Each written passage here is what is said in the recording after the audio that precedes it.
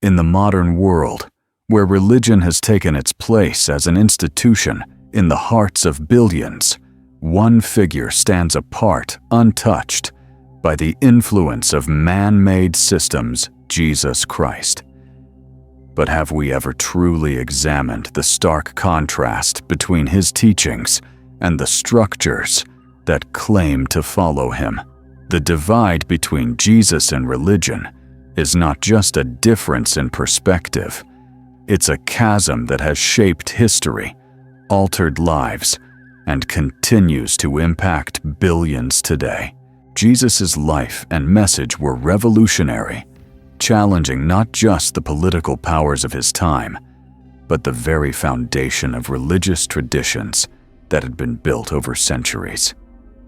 He didn't come to establish another religion.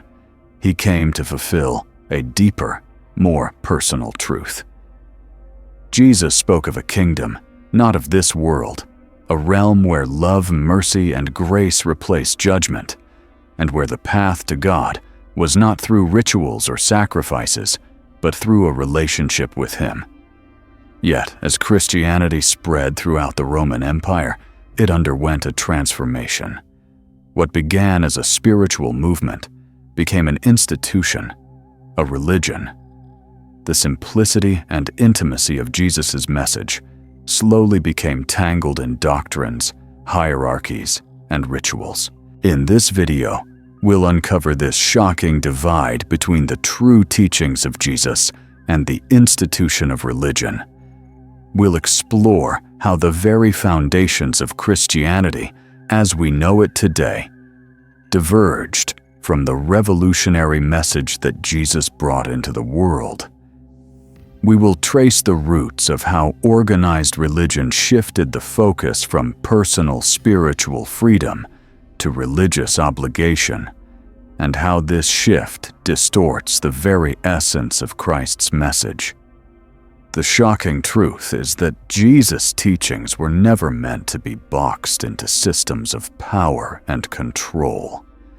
They were meant to be liberating. We are taught that the church represents Christ's message. But what happens when we take a step back and question the origins of the practices we follow today?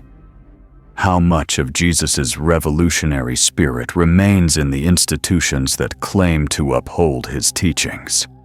This divide between Jesus and religion is more than just theological.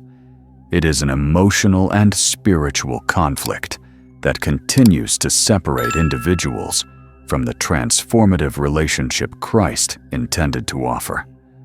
What if we've been following the wrong path all along?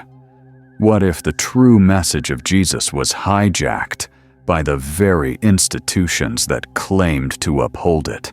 As we delve deeper into this exploration, I want to invite you to reflect on your own relationship with Jesus and how it has been shaped by the institutions around you. Are you following the teachings of Christ? Or are you following the teachings of a system built around him? The divide is real, and in the coming sections, we'll shine a light on how this rift was created and what it means for us today. Through this video, I hope to provoke thought, stir emotions, and inspire action. If you've ever felt a disconnect between the teachings of Jesus and the actions of the church, or if you've ever wondered why religion sometimes feels more like a burden than a blessing, then this journey is for you. Together, we will uncover the hidden truths that have been buried by centuries of tradition. And by the end, we'll explore how to bridge this divide, how to return to the authentic, life-changing message that Jesus intended for all of us. Jesus did not come to create another religion. He came to transform humanity. But somewhere along the way, that transformation became clouded by the very institutions that should have been guiding the way. Let's unravel this mystery together and rediscover the shocking divide that was never meant to be. When we look at the life of Jesus, what stands out is the sheer simplicity and power of his message. He didn't come to deliver an elaborate set of laws or a new religious system. His teachings were focused on one central theme: love. Jesus' radical love was a love that crossed boundaries, social, religious, and even legal. It was love that sought the well-being of the poor, the sick, the marginalized, and the oppressed. He reached out to the brokenhearted, healed the sick, and stood with the outcasts, showing the world that God's love was not limited by human expectations or rituals. At the core of his message was the call to love God with all of one's heart, soul, and mind, and to love one's neighbor as oneself. This message was so profound, so simple, yet so counter to the religious systems of the time, that it shook the very foundation of the Jewish religious structure. Jesus didn't require his followers to participate in complex rituals or follow an elaborate set of laws to be in relationship with God. Instead, he called people to a deeper personal connection with the divine. For Jesus, it was never about outward displays of piety. It was about inner transformation. Jesus was often critical of the religious leaders of his time, particularly the Pharisees, who were more concerned with following the letter of the law than living out its true spirit. He called them whitewashed tombs, outwardly clean, but inwardly corrupt. He warned against the dangers of legalism, of putting rules above people, and of using religion as a means of control rather than liberation. In his teachings, there was no room for hypocrisy. True faith, he said, was a matter of the heart. It was not enough to simply follow external rules. One had to live out the love, mercy, and grace that he embodied. Jesus also presented himself as the bridge between humanity and God. In a world where religion had become an elaborate system of sacrifices and intermediaries, he brought a new direct way to the Father. "I am the way, the truth, and the life," Jesus said. "No one comes to the Father except through me." He removed the barriers between humanity and God, making it clear that salvation was not something that could be earned through rituals or sacrifices, but rather through a personal relationship with him. Jesus wasn't interested in creating a new religion. He was offering a new way of life, one that was based on love, humility, and a deep personal connection with God. Despite his revolutionary teachings, it is shocking to realize that the church that grew in his name, what we now call Christianity, would become an institution bound by rituals, power structures, and dogma. The institutionalization of Jesus' message and the subsequent rise of religious leaders who held the power of interpretation led to a situation where the simplicity of Christ's teachings was lost. His message, which was meant to be universally accessible and personally transformative, became entangled in the webs of bureaucracy, power, and religious hierarchy. But before we dive into how Christianity became an institution, let's take a closer look at Jesus' own words. He didn't come to establish a set of rules or dogma. His purpose was much deeper. He came to restore a lost relationship between humanity and God. His message was not about following a religion, but about following a person, the person of Jesus Christ, who embodied God's love. This is where the true divide begins. In the following sections, we will explore how this original message, so full of grace and love, became entangled in religious systems that often obscured its power. How did Jesus' simple message of love become buried beneath layers of religious tradition and dogma? And how can we, as modern followers of Christ, rediscover the purity of his message? Let's dive into the historical transformation that began right after Jesus' death, and how the early church was shaped into the religion we know today. After Jesus' crucifixion and resurrection, his followers were initially focused on continuing his work, preaching the kingdom of God, healing the sick, and spreading his radical message of love and transformation. The early Christian movement was characterized by a deep sense of community, with believers sharing everything in common and living out the teachings of Jesus in their everyday lives.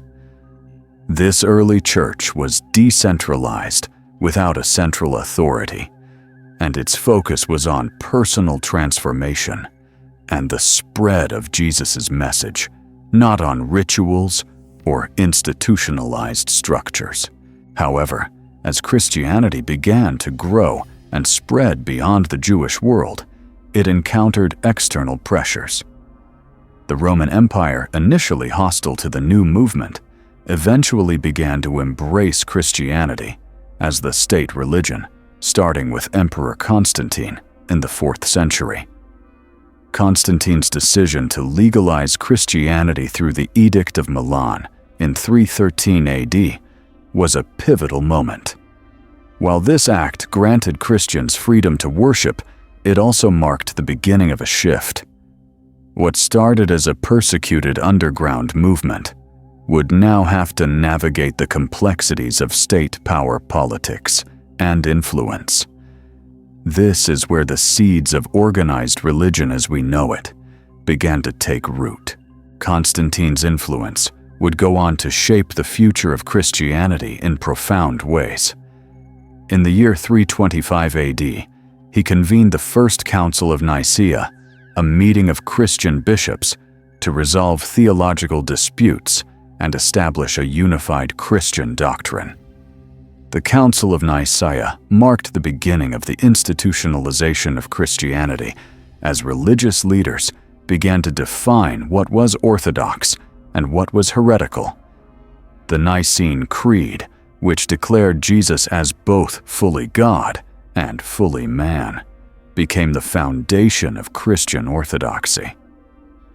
While this helped unify the growing Christian movement, it also set the stage for the creation of a rigid system of beliefs that would be enforced by religious authorities. The rise of organized Christianity brought with it the establishment of church hierarchy. Bishops, priests, and deacons began to assume authority over the community of believers, and the church became more centralized. Over time, the power of the church grew with the Bishop of Rome, later known as the Pope, emerging as the central figure of authority. What began as a movement centered on the teachings of a humble carpenter from Galilee gradually transformed into a hierarchical institution with immense political and social power. As the church grew in power, so did the complexity of its doctrines and rituals. The simple message of Jesus, which was based on love, forgiveness, and a personal relationship with God, became buried beneath layers of tradition, rules, and regulations. While the early church emphasized the importance of community and personal transformation, the institutionalized church began to focus more on maintaining power and controlling doctrine. The hierarchical structure of the church created a separation between the clergy and the laity, with the clergy acting as the sole mediators between God and the people. This stood in stark contrast to the message of Jesus, who taught that everyone had direct access to God, and that faith was not about rituals, but about a personal relationship with the divine. The rise of organized religion also led to the creation of the sacraments rituals, like baptism and communion, that were designed to mediate the relationship between God and the believer. While these practices are deeply meaningful to many Christians, they also became a source of division and confusion. Jesus did not come to establish a series of sacraments or rituals. He came to offer himself as the living sacrifice, the ultimate mediator between God and man. Yet over time, the Church would teach that salvation came through participation in these sacraments rather than through a direct relationship with Jesus. As the years passed, the institutional church became more entwined with political power. Popes wielded authority not only over religious matters, but also over secular affairs, influencing kings, emperors, and the course of history itself.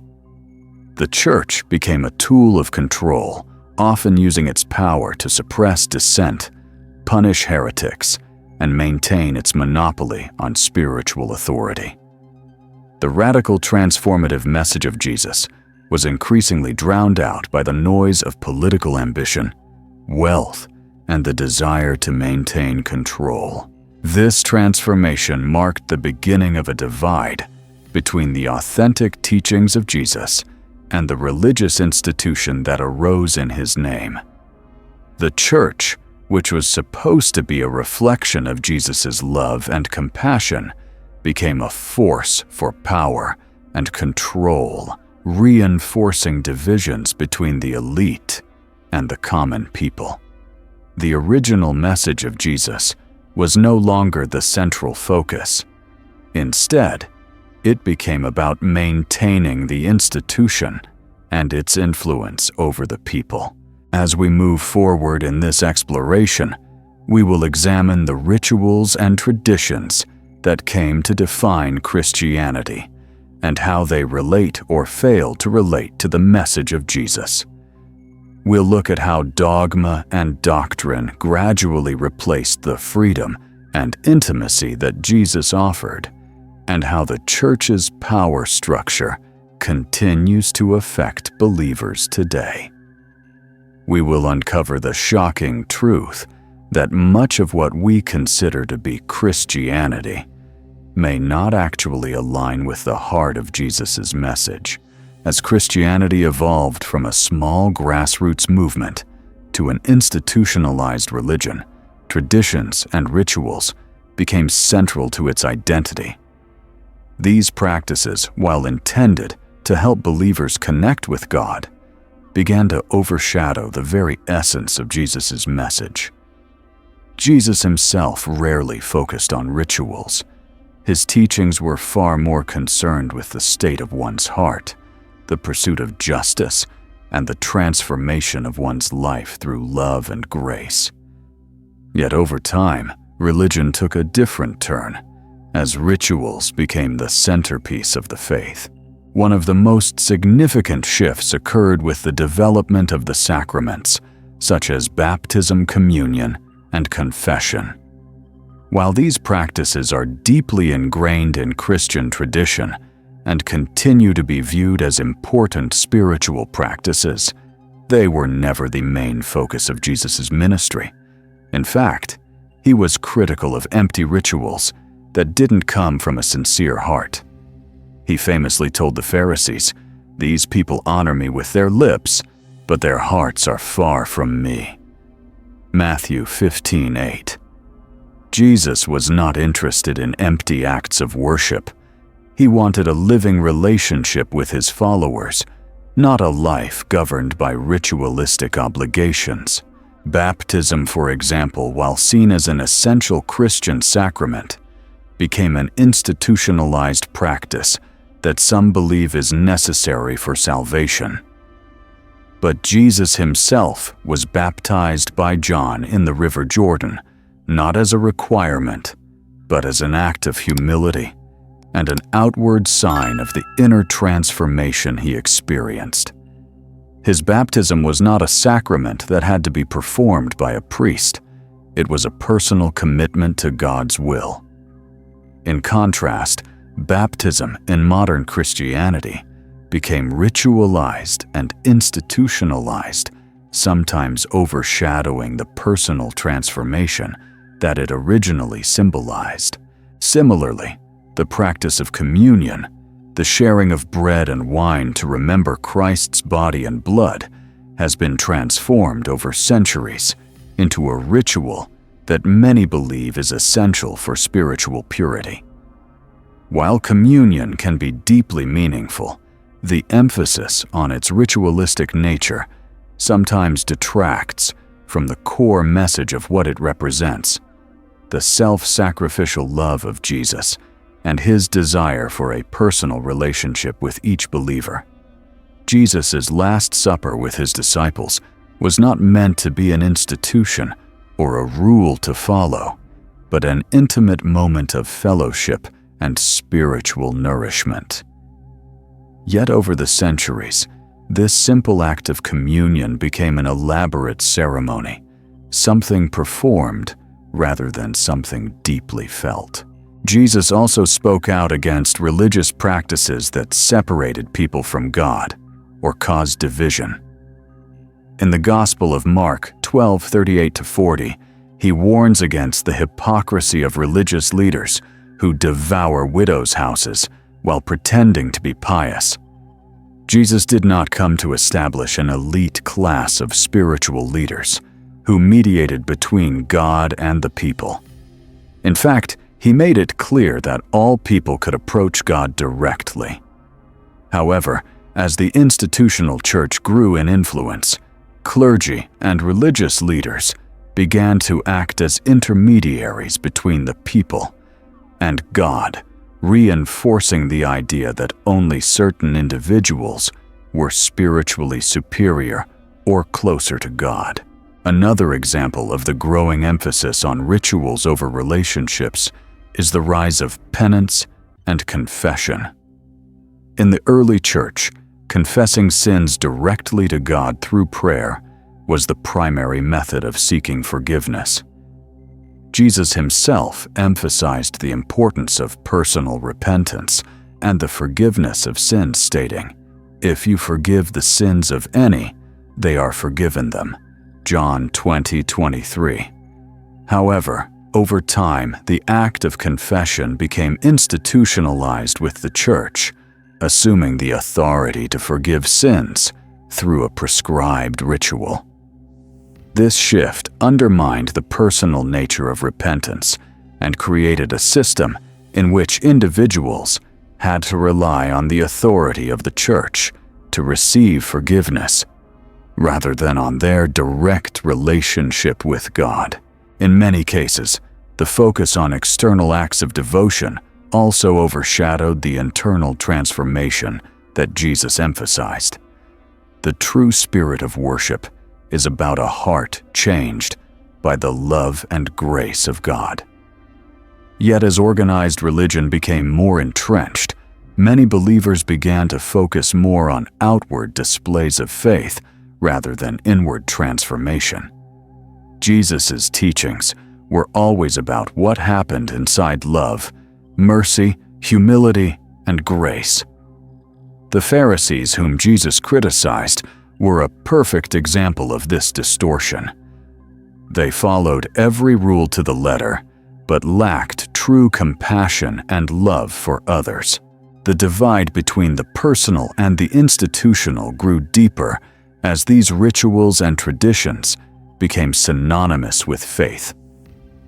In modern Christianity, many people believe that participation in these rituals, attending church services, taking communion, receiving baptism, is what makes them right with God. While these practices are meaningful in their own right, they cannot replace the personal relationship with Jesus that he called his followers to pursue. Jesus emphasized that the kingdom of God was within us and that true worship comes from the heart, not from external acts alone. Yet in today's religious landscape, much of the focus has shifted away from personal transformation and toward adherence to ritualistic practices.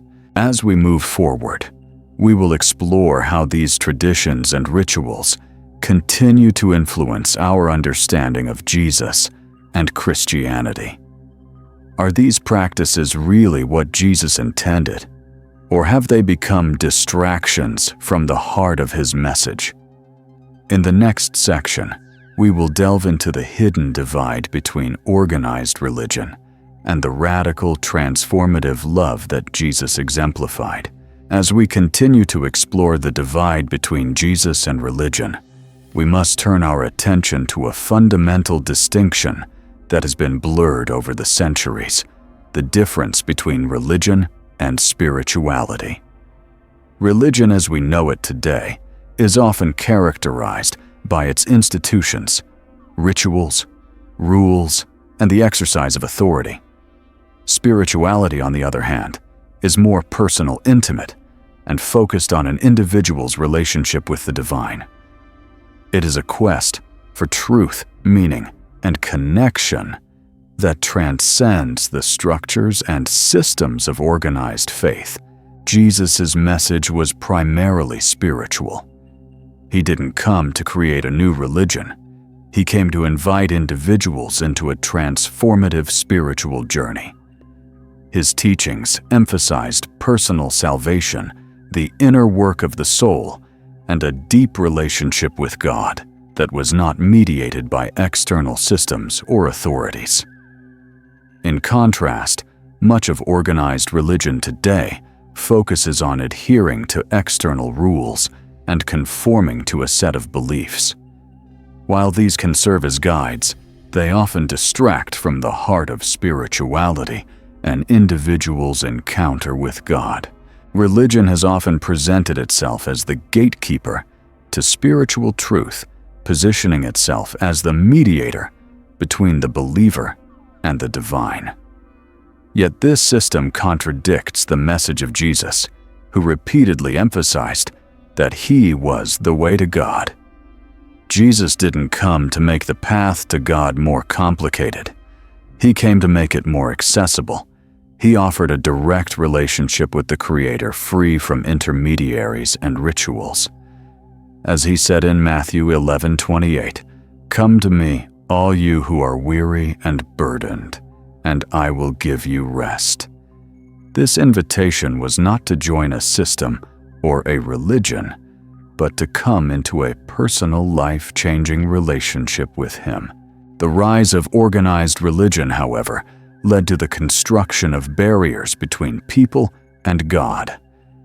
Church leaders, often viewed as intermediaries, emphasized the need for people to go through them to access spiritual truth. This system of control created a spiritual hierarchy, with clergy at the top, wielding authority over matters of faith and salvation. The more power these institutions gained, the more they emphasized external acts of devotion over internal transformation. This created a separation between the essence of spirituality and the trappings of religion. Spirituality, in its purest form, is about personal transformation and connection with the divine. It calls us to look within, to seek God in the quiet of our hearts, and to live in a way that reflects God's love, mercy, and grace. Religion, however, often becomes about conforming to a set of external expectations. While religious practices can certainly support one's spiritual journey, they are not the journey itself. The risk of institutional religion is that it often replaces the pursuit of a true living relationship with God with the pursuit of approval from religious authorities. Jesus' ministry was filled with moments of radical personal spirituality. He didn't merely preach at his followers, he engaged with them on a deeply personal level. He met people where they were offering them grace and calling them to live transformed lives. He didn't require them to first conform to a set of rules or rituals.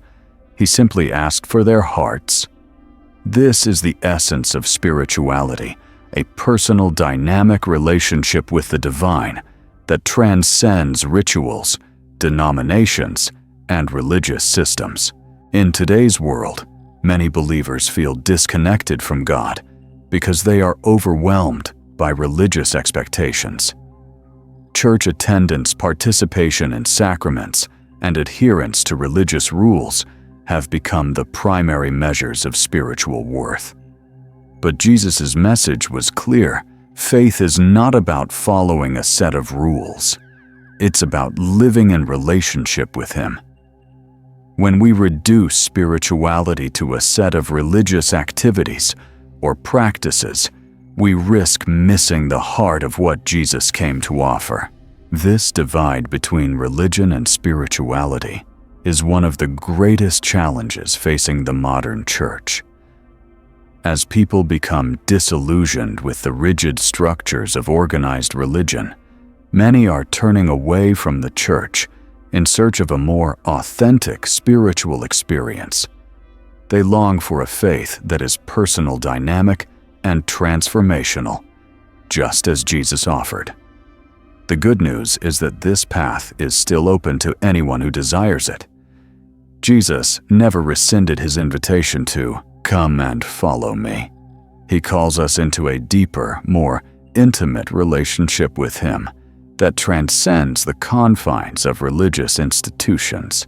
In the following sections, we will explore how modern religion has continued to create a divide between the heart of Christianity and the spiritual journey Jesus intended for His followers.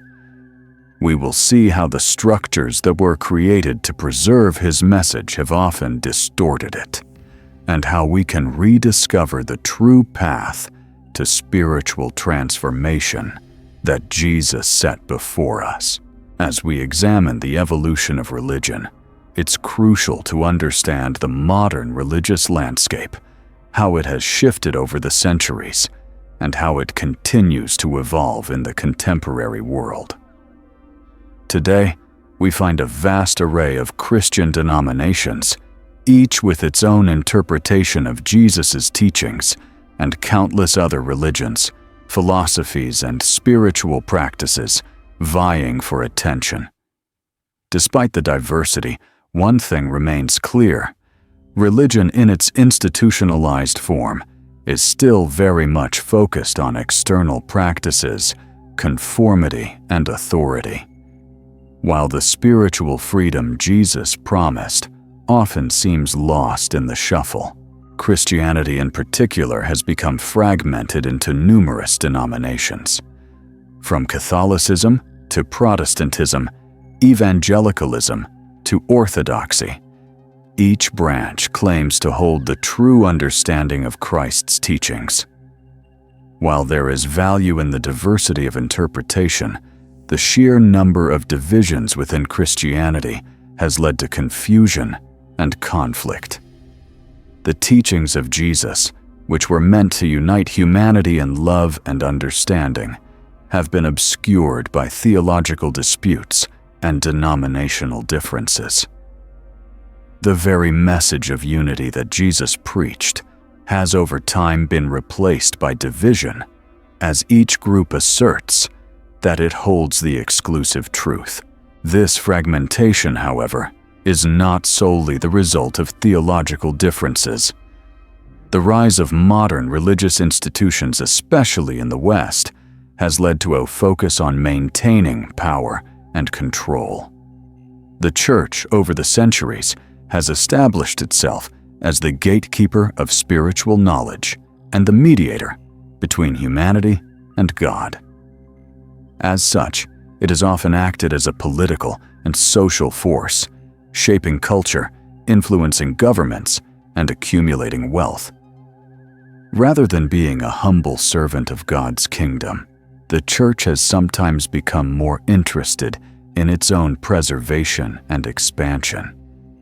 This shift in focus from spirituality to power and control has distanced many from the original message of Jesus, which was rooted in self-sacrifice, humility, and love. At the same time, the commercialization of religion has become a significant issue.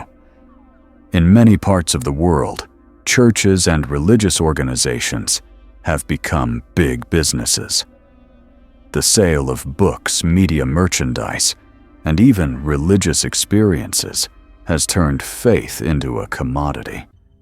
The prosperity gospel movement, which teaches that material wealth is a sign of divine favor, has only furthered this trend, distorting the message of Jesus, who warned against the love of money and the pursuit of worldly riches.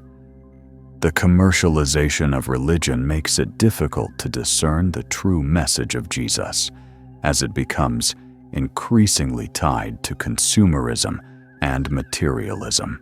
As religion becomes more institutionalized and commercialized, spirituality often gets pushed to the margins. The personal, intimate relationship with God that Jesus spoke of becomes replaced by ritual and tradition, and faith becomes more about external appearances than internal transformation. Jesus consistently challenged the status quo of his time, urging his followers to seek the kingdom of God within themselves, to practice mercy, justice, and love, and to care for the poor, the sick, and the oppressed. Yet in modern religious settings, the focus is often on the performance of religious duties, church attendance, tithing, and following a prescribed set of beliefs, rather than on living out the transformative power of the gospel in daily life. Another significant factor in the modern religious landscape is the rise of secularism and the decline of traditional religious authority. In an increasingly secular world, many people are abandoning religion altogether, choosing instead to pursue spirituality in more individualized ways. This shift has led to the rise of New Age beliefs, Eastern spirituality, and alternative religious practices. While some of these paths can offer profound personal insights, they often lack the foundational teachings of Jesus, which offer a clear and transformative way to connect with the divine. As people seek spiritual fulfillment outside of traditional religious structures, the central message of Jesus can sometimes get lost in the search for truth in many places that don't provide the depth or the clarity that he offered. For many, modern religion no longer feels relevant to their spiritual lives. It seems disconnected from the struggles of daily life and from the deeper existential questions that Jesus addressed. People are searching for a faith that offers real transformation, not just adherence to rules. They want a spiritual path that speaks to the deepest needs of the human heart, not one that is concerned with outward compliance or maintaining institutional power. Despite these challenges, there is hope. There is a growing movement among believers who are rediscovering the true essence of Jesus' teachings, a message that transcends religious institutions and calls for a direct, personal encounter with God. This movement is focused not on religion as a system, but on spirituality as a journey of personal growth, love, and transformation. It's about living out the principles of Jesus' teachings in the world, not simply subscribing to a set of religious beliefs. As we continue this journey, we will explore how we can move beyond the limitations of institutional religion and reclaim the radical, transformative message that Jesus offered, a message that continues to have the power to change lives today. In the midst of all the complexities, divisions, and institutionalization that have shaped modern Christianity, there remains an undeniable truth. Jesus' original message is still alive. It may have been obscured by layers of tradition and ritual, but the power of his words, the radical love he taught, and the invitation to a personal, transformative relationship with God are just as potent today as they were when he first walked the earth. Rediscovering Jesus in the midst of religion is about peeling back the layers of dogma and ritual and re-engaging with the essence of his message, the heart of the gospel. To rediscover Jesus, we must first return to the core of his teachings. Jesus did not come to create an institution. He came to invite individuals into a new way of living a life of love, grace, and transformation. He did not say, "Come and follow the rules of religion," but rather, "Come and follow me." Jesus' focus was not on external observance. It was on the inner transformation of the heart. His teachings were not about performing rituals to earn favor with God. They were about embracing a life lived in communion with God, built on love, forgiveness, and selflessness. Jesus also constantly challenged his followers to live out the values of the kingdom of God. The kingdom Jesus spoke of was not about religious power or status, but about serving others, loving your neighbor as yourself, and caring for those who are marginalized and oppressed. Blessed are the poor in spirit, he taught, for theirs is the kingdom of heaven. In this, he turned the world's values upside down. In a society that placed power, wealth, and status at the top, Jesus lifted up the humble, the meek, and the brokenhearted. Rediscovering Jesus means embracing this countercultural vision of life, one where selflessness and love are more important than power, status, or ritual. One of the greatest distortions in modern Christianity is the idea that salvation and spiritual fulfillment can be obtained through external conformity to religious practices. Many people are taught that attending church, partaking in sacraments, and following religious rules are the ways to achieve a right relationship with God. Yet Jesus made it clear that salvation comes not from following a set of rules, but from following him. The rich young ruler, for instance, was told that he lacked one thing to sell all he had and follow Jesus. The emphasis was never on the religious rituals, but on a personal, dynamic relationship with the Messiah. To rediscover Jesus, we must go beyond church attendance or ritual participation. We must engage with him on a personal level, allowing his teachings to shape our daily lives. This means loving others unconditionally, forgiving those who have wronged us, and seeking justice for the oppressed. It means standing up for the vulnerable and seeking peace in a world filled with division. It means following the example of Jesus, living a life that is not bound by religious expectations, but that is instead guided by the radical love and grace he exemplified. Another crucial aspect of rediscovering Jesus is understanding that he called us to be a community of believers who embody his love, not just a collection of individuals bound by religious obligations. The early church, as depicted in the book of Acts, was a place of fellowship, of shared meals, of mutual care and support. The focus was not on rigid rules and rituals, but on living out the message of Jesus together in community. The church was meant to be a living testament to the power of Jesus' teachings, a community where people came together to serve one another, share their resources, and spread the love of God. Rediscovering Jesus means reclaiming this vision of community and living out his love in tangible ways. However, to rediscover Jesus, we also must be willing to critically examine the way the church has shaped our understanding of him.